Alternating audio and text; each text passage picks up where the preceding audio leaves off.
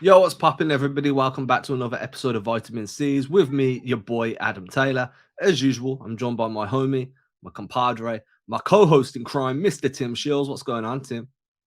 Not much, man. Nice little lull in between games, 2 days off, so it's good. Get a little bit of time to breathe. Looking forward to the weekend, and yeah, I'm in a I little bit of mean, better spirits, I think, after the Blazers game. yeah, we all blew off some steam in the last episode, so if we weren't feeling better now, then there's something wrong. Before we Yeah, get into anything, I just want to say that if you're enjoying this show, if you're new here, then welcome. If you're a returning listener slash some viewer, then thank you for rocking with us. If you do enjoy the show, please make sure to head over to the Adam Taylor NBA page and subscribe to that page. Click like on that page. I do post play breakdowns there that you won't see if you're watching on the CLNS channels. And with that said, we are proudly partnered with CLNS Media. So if you're watching there will be a link in the description to find the Adam Taylor profile. Please head on over and hit subscribe that way too. Today we're going to be looking at Marcus Smart. I think this episode is basically the Marcus Smart episode. He had some comments with Jared Weiss during an interview that came out on Twitter yesterday.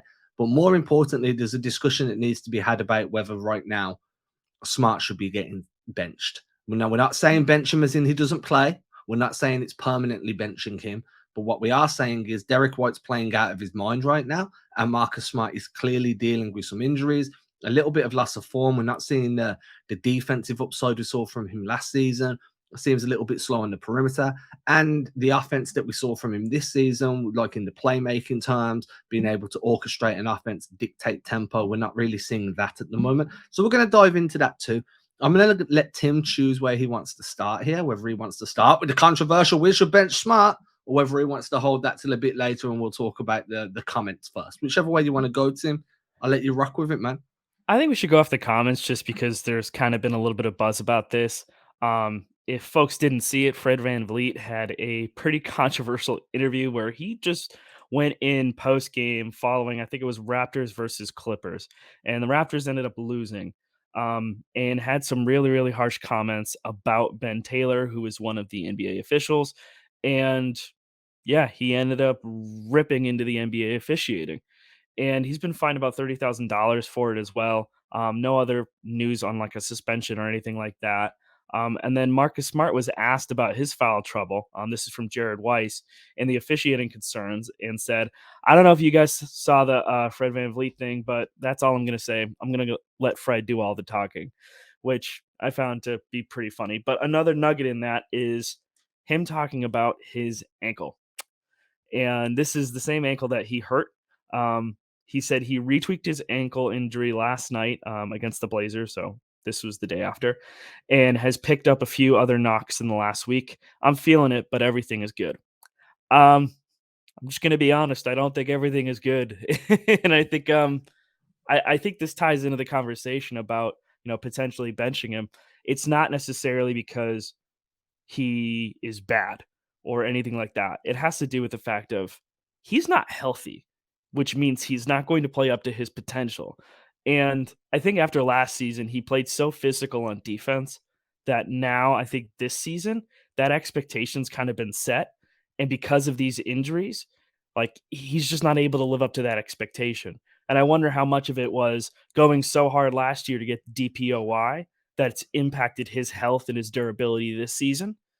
But what are your thoughts? Because I think right now, like there are some options that the Celtics should turn to. I mean, Brogdon seems to be back and healthy, still getting back into the swing of things. But we're going to talk about Derek White a little bit too. But what are your thoughts on Smart right now? Yeah, I mean, I just want to start with saying that no matter how healthy Brogdon is and how much Smart needs to be rested, I don't agree with putting Brogdon in that starting five. Like Interesting. I'm very big on preserving Brogdon's health and very big on preserving his minutes, mainly because you need Brogdon to really be a difference maker in the playoffs off the bench. You've managed to go all season without plugging and playing him for long stretches at the starting spot. I don't want it to happen now in the last few weeks and then something go terribly wrong because all of a sudden there's a bigger workload put on his shoulders. He came into Boston with an injury history. It was one of the reasons why the Celtics were able to get him for the price that they did. You don't then start risking that when you've navigated it so well up until this point. You don't do that with 3 weeks left of the season, you know what I mean, or like 15 games or whatever we're at. So no, I'm just put that out there. Brogdon for me should stay on the bench. In terms of Smart, another avenue to look at here is like when you're injured and you're playing on that injury, not only are you not giving the injury a chance to get better, you're also giving yourself a chance to aggravate that injury further, cause more damage, um, make it become something that's a chronic injury or recurring injury. That doesn't make sense to me. Now, if Smart's saying he feels like he can play on it, then fine. You know your body. I'm not about to sit here and say what you can or can't do when only you know your body, right? And you're going to have the best medical advice available. What I would say is for the first few weeks now, you've re-aggravated it, you gave it a tweak, you can feel it. I don't see why you'd need to be on the starting five at that point. Obviously, there's something to be said about coming off the bench and going against backups. And then there's something to be said about being the starting guard going up against some elite perimeter guys. And I think that that's where the biggest question mark for me is if your ankle's hurting, are you able to stick with guys with a fast first step without fouling? Can you rotate and switch quickly enough to not create a gap that guys can shoot through? Can you navigate screens? Excuse me, my throat went hoarse and I was trying not to cough it out.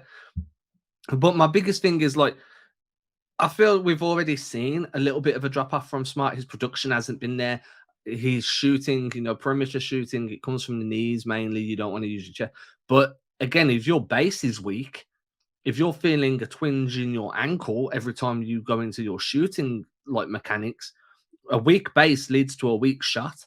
And there's no that's a concern for me. I don't want to see him trying to get down to the rim because every time you land, you risk further aggravating that injury. So for me, I'm very big on, hey, if you've retweaked it and you can feel it, let's just pull back a little bit. Let's reduce those minutes. Let's reduce that role. Let's put you against backup level guys where there's a little bit more of a talent discrepancy, and we'll just let you slowly heal and then ramp you back up in time for the playoffs. I think this is the time now. If you're not chasing that first seed, if you're kind of just like, yeah, we're confident in the unit we've got. If you're not chasing that first seed, I don't think this is the time to start piling on minutes and piling on work to a guy that clearly needs a few recovery weeks. Yeah, and I think that's sort of what the Celtics were worried about when it came down to the trade deadline for like guys like Rob. And Rob having that hamstring injury, you now have to worry about his health too. And that ties into your starting five as well. So I think if you want to try and give Marcus Smart rest, it makes perfect sense. And I wrote about this for Celtics blog. Article will be dropping today by the time this recording is out. But Derek White's been phenomenal, and he's been starting in that starting five unit alongside some combo, either Marcus Smart or if Smart was out, he slid over to the one spot and had Jaylen at the two. But Derek White has been so damn impactful and dependable. Even after getting that neck injury, I believe it was against Charlotte after colliding, I think with Marcus, he ended up not even missing a game. He's played all 67 games for the Boston Celtics. And he's been incredibly impactful in terms of net rating. He's been better than Jayson Tatum. It's like him, Jayson Tatum, and then everybody else, especially when you look at workload. Jayson Tatum has played 62 games. Nobody else has played all the games for the Celtics. Like Derek White has been the definition of an Iron Man for Boston. So when you're looking at this guard rotation right now, and you know that you want to keep Malcolm Brogdon on that bench role, Marcus Smart definitely needs some time. Now, you have to consider things because Peyton Pritchard now is dealing with some ankle soreness because he had a collision at the end of that Cavs game when he was driving to the bucket. I think Evan Mobley might have fallen on top of him after he went for that layup. So you have to think about that now when you're factoring it in. But it makes perfect sense to give Derek White those minutes. It just depends on how that impacts the rest of your rotations. And if Pritchard's back in a game or two, then maybe that's something that you can, float on by for a little bit. But, And I will put it out there as well, like this road trip that they're going on isn't the most difficult road trip in the world. Like the travel's a bitch. There's a lot of miles that are going to be put on the clock. But in terms of like competition, if you needed to have JD Davison as your like emergency guard rather than Pritchard. That's fine. Like Pritchard's not seeing the floor consistently, and when he is, it's not becoming impactful because he's just not in rhythm because he's not playing. Give that to JD Davison while Pritchard recovers and just switch to Marcus Smart, Derek White role. Or mate, and then if Brogdon does need to take on an extra 4 or 5 minutes a game, that's fine off the bench. And you can build out that way. I think there's enough talent in that guard rotation to completely navigate that. I don't think there's a concern for me in just like, hey, well, Smarts kind of needs his minutes reduced. What the hell are they going to do? I'm like, dude, you've got a healthy Derek White, a healthy again Malcolm Brogdon, and you've got a young JD Davison that's on a two-way deal. Like, there's enough talent there to limit Marcus Smart to a minutes restriction, maybe 18, 19 minutes a game off the bench, and feel completely fine about that. Now, I'm not saying and this is kind of where I want to premise things. I'm not saying bench Marcus Smart permanently. That's not what I'm saying at all. I think he's earned the right to be the team's starting guard. However, there is also the world where Derek White is playing better right now, and you have to reward that play. If Smart returns back to full health, and then we see the Smart we saw in the early parts and midway parts of this season, where he was dictating tempo, moving the ball well, and he was just an all-round difference maker on both sides. Cool, swap them back. White was always brought in to be that bench guy anyway. But for right now, it just makes too much sense to put Smart back on the bench and let him recover. And then, as you said, if Pritchard's injured, like you do have a JD Davison, you do have some options there. I do feel like at the minute we were quite anyone that was calling for an additional wing that could handle the rock a little bit at the trade deadline or after buyout market might be feeling a little bit vindicated because right now is when you could have really done with that. But we saw Wick's comments about that when he was like, yeah, it's all well and good being one of the best teams in the league, but a veteran isn't going to want to go come here for a 3 month like little stint when they're barely going to get to play and it's going to affect their chances of getting a contract next season. So the Celtics, while probably a viable destination for a bunch of guys and, like a destination where people are like, yeah, we could win here. It's also got the negative connotations of like, yeah, we can win, but we're not going to see the floor.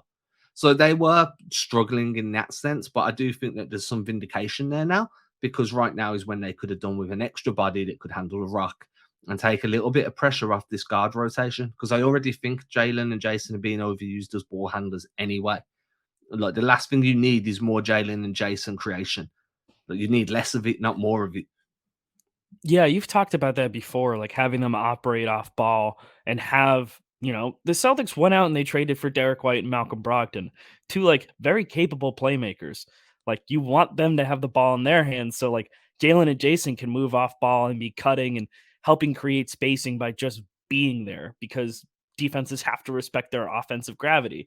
So like you have to consider that as well when you're talking about, what people are good at on this roster and like you have those playmakers, you should be using them to their full extent. And that does mean taking the ball out of Jaylen and Jayson's hands, but it's not like saying like they're not going to immediately get it back. It's just, hey, we're going to let this guy create for you and set you up so you're not working so hard to create your own shot. It's not that they're incapable of doing it or creating for others. It's just it makes things a little bit easier. I mean, you saw the Warriors do that a lot with Steph Curry. I mean, look at how much he moves off the ball, and it's incredible how much he does. And Jason Tatum started to do that a lot too, in terms of like him being able to move off the ball fast and just trying to stay moving. You see it certain nights, some nights you don't. Against Portland in particular, like he was just chucking and he was on fire from three.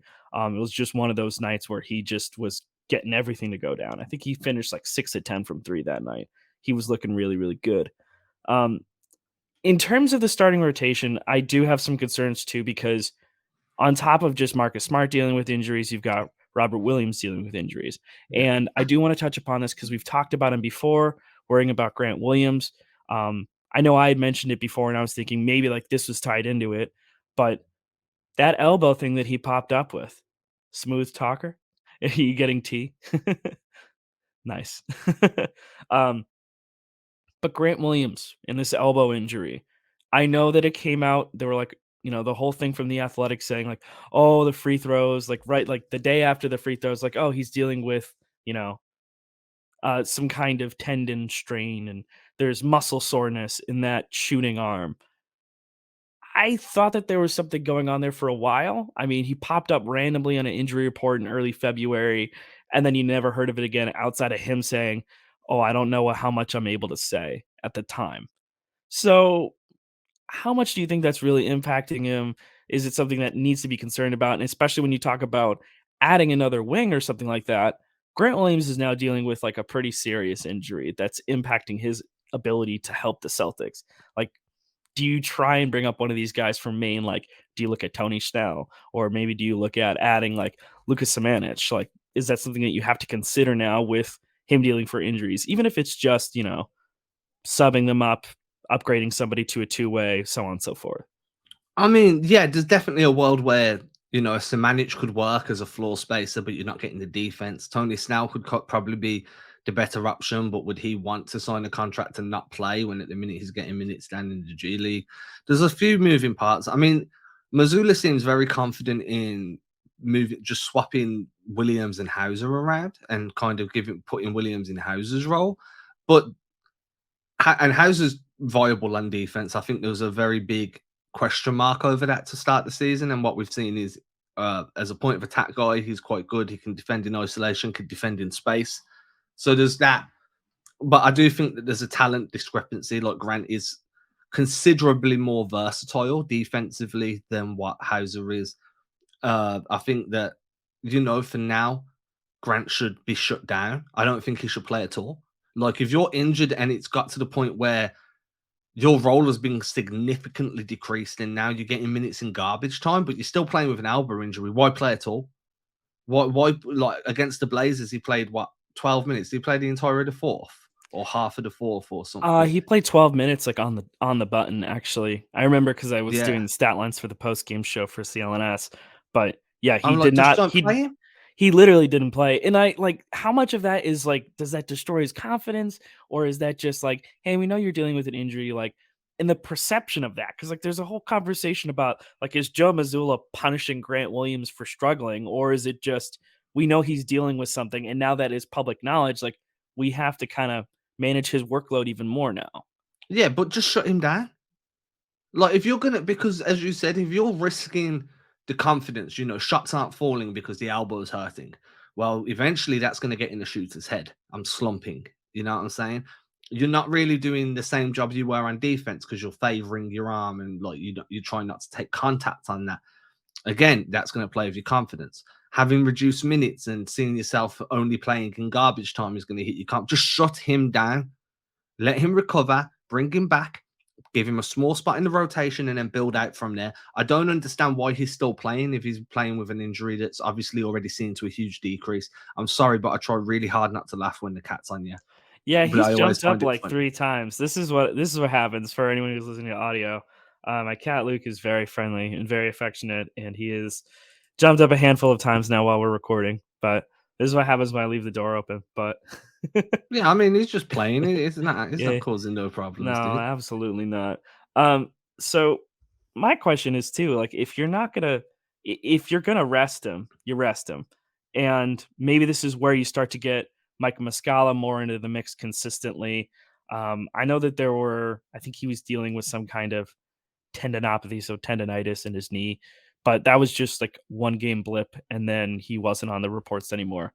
So, like, do you try and get him a little bit more settled in now at this point? Because you Yeah. sort of he doesn't provide the defense, but he provides the floor spacing that you want out of Grant, and that And you he's quite kind of mobile as well. He gets up and down the floor yeah, significantly well. Like, exactly, I've yeah, got no concerns about his lateral movements.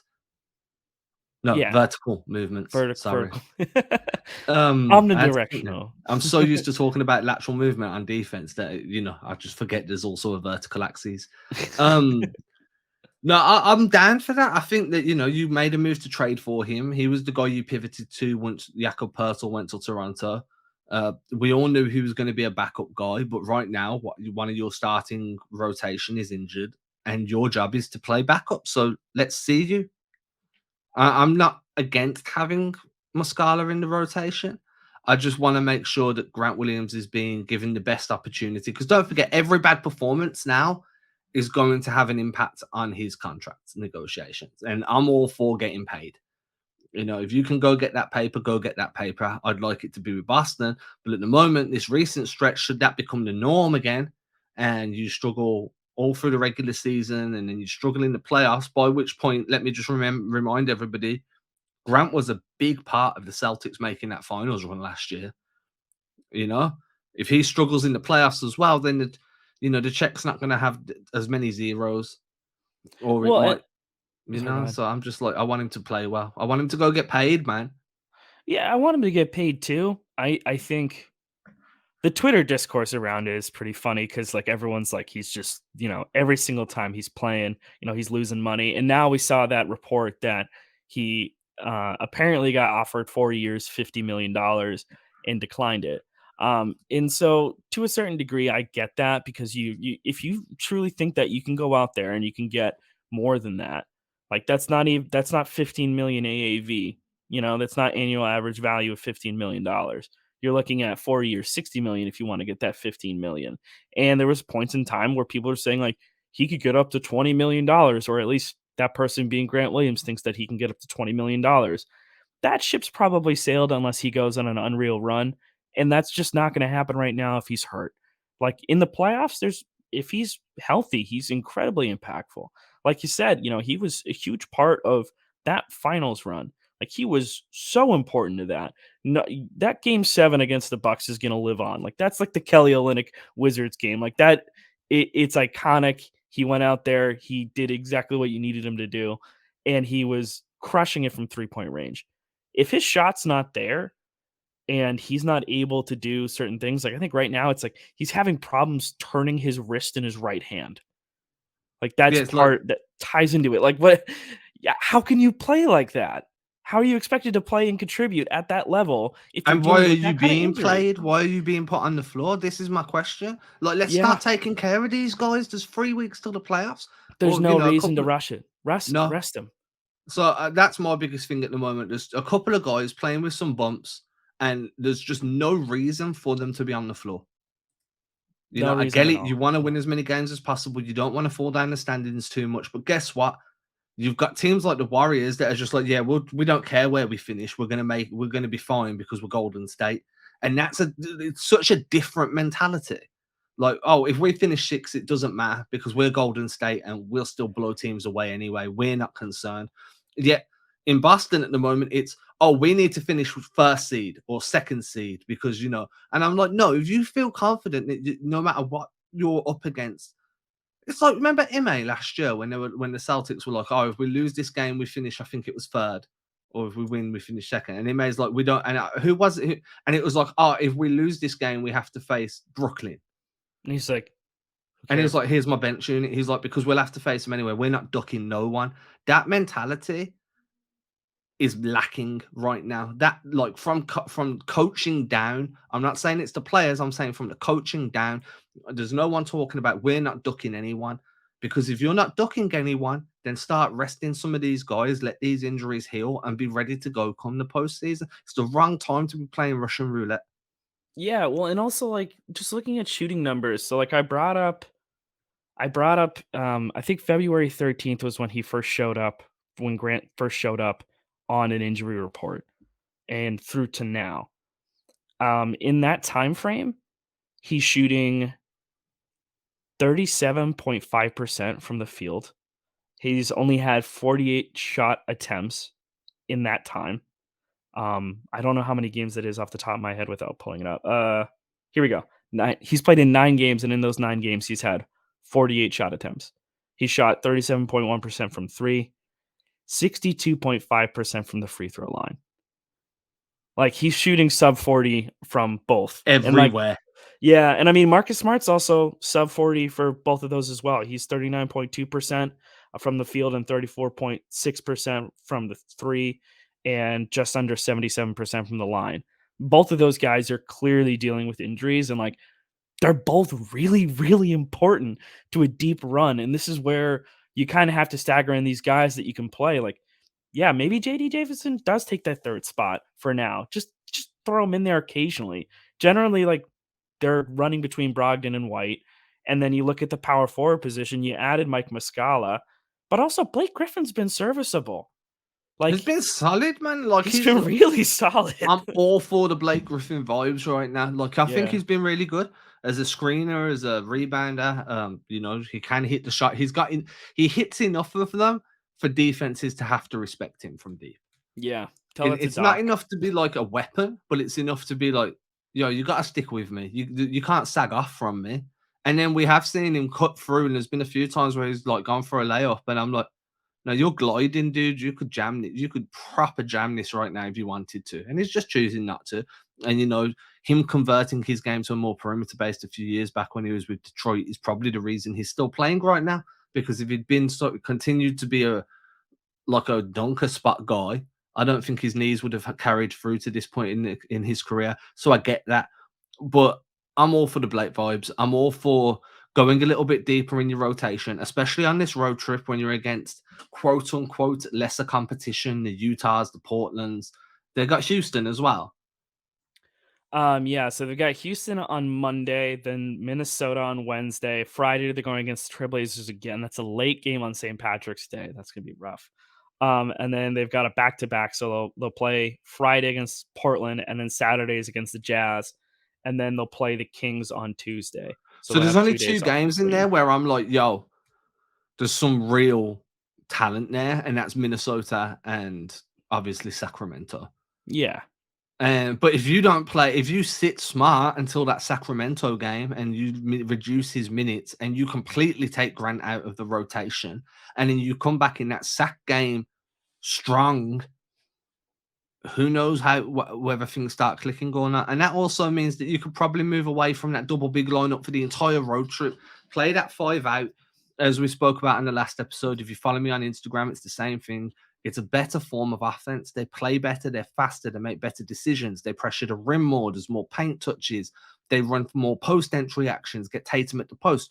Well, during that losing streak, we were barely ever seeing Tatum go to the high post and then look to create for himself out of there. They do more because they have people that can handle the extra workload. It's not a bad thing. So I'm all in. I'm all in on giving guys some rest. I'm all in on staying with a one big rotation where you're playing 5 out offense at naught with the what is it, 0.5 principle of decide what you're going to do, pass, dribble, or shoot within 0.5 seconds. And we've seen the Suns be incredibly successful with that under Monty Williams. We saw the Celtics have incredible success with that under Ime last year. Missoula's tried to build on that, but I just feel like they're stagnating a little bit now because guys are starting to play with injuries. And I just don't like the idea of playing Russian roulette with injuries this late in the season. It just screams problem to me. And Yeah, I've big got a time. big issue with Missoula's minutes management as it is. So this just kind of goes on top of that for me. Yeah, I think we talked about it on last show, but I mean, Jayson and Jaylen have career highs in minutes right now. How do you Yeah, solve that? You stagger people's minutes, and that's the one thing I really, really liked about that Portland game. Jayson Tatum played like they were 30 done. minutes. They were They were done by done. like the fourth quarter. It was like But perfect. Kyle played like 24 minutes. If Joe Tibbs Missoula had his way, guys wouldn't come off the floor. There wouldn't be a timeout to bring them off the floor. Um, Yeah, don't get me wrong, I'm a big fan of what Missoula's done I do. offensively. But I like that's his my one offense. complaint is the minutes and It's the timeouts. minutes Yeah. and how you're managing these guys in terms of health wise, So those are my only two complaints. I will say this. I was on a podcast with Keith Smith yesterday, and he kind of reminded me, like, hey, he's 66 games into his professional coaching career.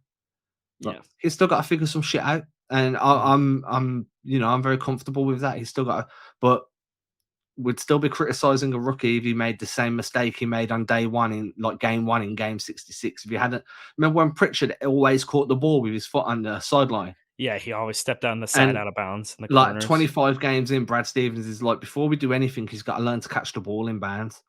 And Mm, Brad Stevens was like, "Yo, you're making the same mistake on game 25 as what you are on game one. I got to call you out at this point." So, yeah. I feel like this has been a mistake from game one to game 66. I feel like it's fair to have an issue with it at this point.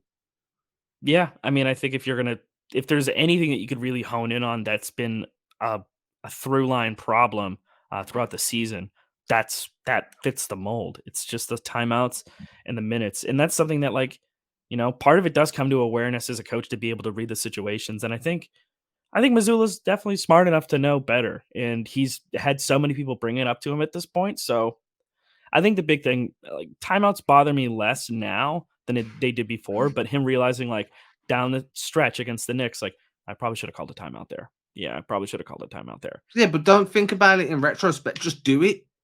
Yeah, or now that you thought about it in retrospect, like okay, like actually use timeouts in the future because you can't take them with you. It's But like a bank account. It's not going yeah, with you once pretty it's all much. done. Yeah, With that said, I kind of feel like I've hit on everything I wanted to hit me on. too. I was Yeah. Nice doing a short good read. episode for your Friday listening, everybody, or your Mm, Friday viewing, depending on how you consume this show. As I said at the top, if you are new here, welcome. Please hit that subscribe button. If you're new here on CLNS's pages, whether it's the CLNS Media or the Celtics All Access, the channel, like the Adam Taylor NBA channel, is in the description. Please go down, hit that, and then sub from there. We come at you 3 times a week. It's only been twice this week, if I can recall, yes, because it was sir. just, I'm going through it with studies at the moment. I'm an older student. Um, but usually 3 times a week, Monday, Wednesday, Friday. I'm your boy Adam Taylor. This is my boy Tim Sheils. I don't know if I just broke my desk or not. Everybody have a great weekend, and we'll catch you again on Monday. Cheers.